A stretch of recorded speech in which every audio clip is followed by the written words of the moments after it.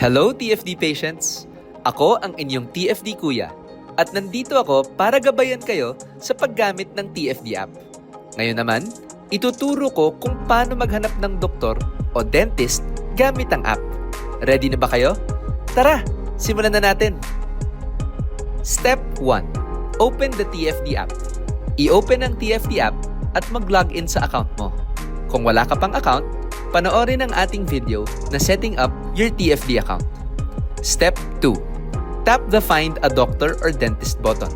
Kapag nasa home screen ka na, hanapin ang Find a Doctor or Find a Dentist button at itap ito. Step 3. Use the search and filters. Dito, pwede kang mag-search by name, specialty, o location. Halimbawa, kailangan mo ng cardiologist o dentist na malapit sa'yo. I-type mo lang at i-click ang search. Pwede mo rin gamitin ang filters para mas specific ang hinahanap mo. Piliin ang city, province, o specialty para mas mabilis kang makahanap ng doktor na swak sa pangangailangan mo.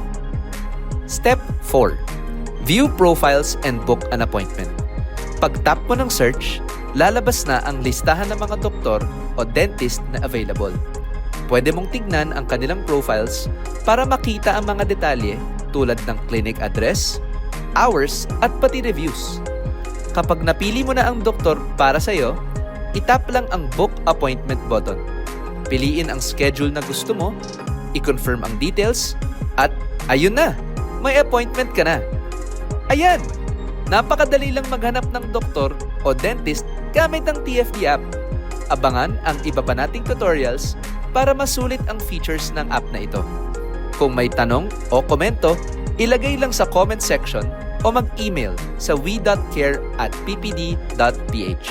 Siyempre, i-follow din kami sa aming social media handles para sa mga updates at announcements. Dito sa The Filipino Doctor, ang kalusugan mo ang aming prioridad. Kita-kits ulit mga ka-TFD!